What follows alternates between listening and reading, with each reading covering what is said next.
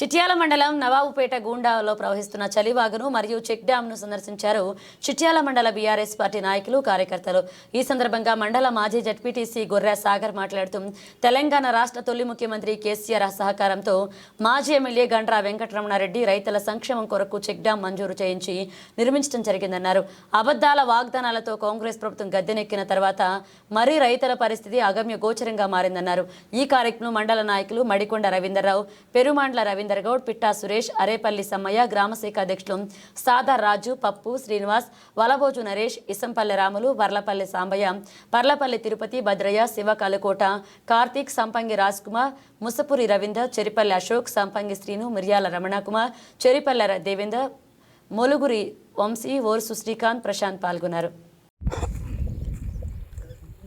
BRS party ఆధ్వర్యంలో ఈరోజు చలివాగు సందర్శించడం జరిగింది। ఎందుకంటే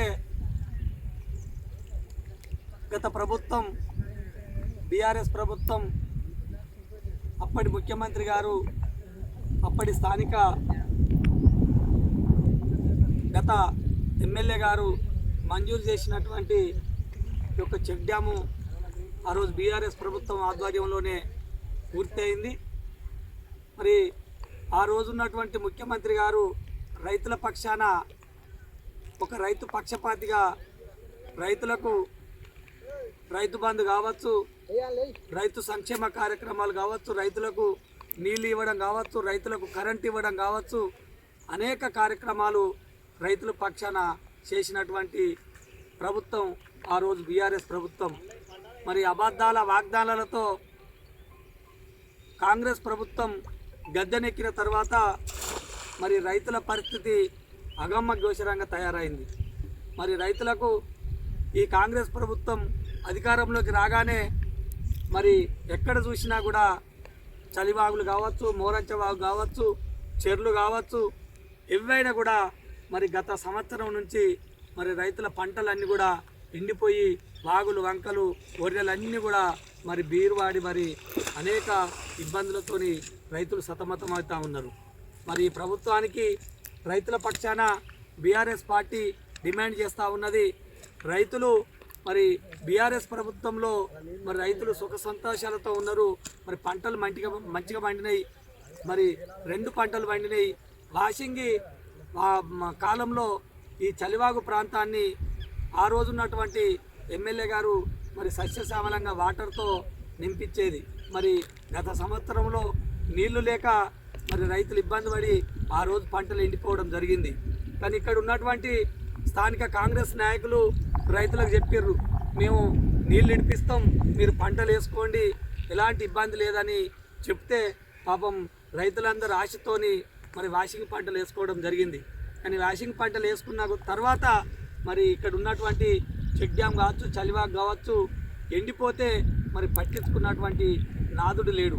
కాబట్టి ఇక్కడ ఉన్నటువంటి స్థానిక ఎమ్మెల్యే గారికి ఈ ప్రభుత్వానికి మరి రైతుల పక్షాన మేము డిమాండ్ చేస్తూ ఉన్నాం, రైతులకు మరి సకాలంలో చలివాగులో నీటిని విడిపించి ఈ చెక్ డ్యామ్ను నింపి చలివాగును మరి సస్యశ్యామలంగా వాటరు విడిపియాలని సందర్భంగా మేము వారిని డిమాండ్ చేస్తూ ఉన్నాం।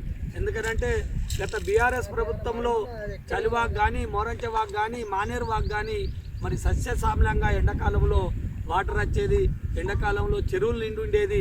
మరి ఎండాకాలంలో కూడా మరి వర్షాకాలం విధంగా మరి DBN 38 ద్వారా కావచ్చు, మరి చలివాగు ప్రాజెక్టు ద్వారా కావచ్చు, మరి ఆ రోజు నీళ్ళని నడిపించి రైతులకు మరి మేలు చేసే విధంగా, రైతుల పంటలు పండే విధంగా ఆ రోజు ప్రభుత్వం చేసింది।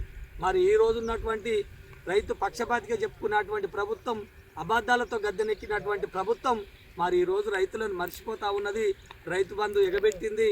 మరి ఈరోజు రైతు బంధు ఎగబెట్టింది, రైతులకు సంక్షేమ కార్యక్రమాలు చేస్తారని అవి కూడా చేయలేక ఈరోజు మరి ఈ ప్రభుత్వం మరి రైతులను పంటలు కూడా ఎండబెట్టే పరిస్థితి ఉన్నది। కాబట్టి రైతుల పక్షాన మేము డిమాండ్ చేస్తూ ఉన్నాం, చలివాగు ప్రాంతాన్ని కానీ, మోరంచ వాగును కానీ, మరి ఇక్కడ ఉన్నటువంటి వాగులను మరి ఈ యొక్క చెక్ డ్యామ్లను స్థానిక ఎమ్మెల్యే గారు మరి నింపియాలని సందర్భంగా మేము డిమాండ్ చేస్తూ ఉన్నాం।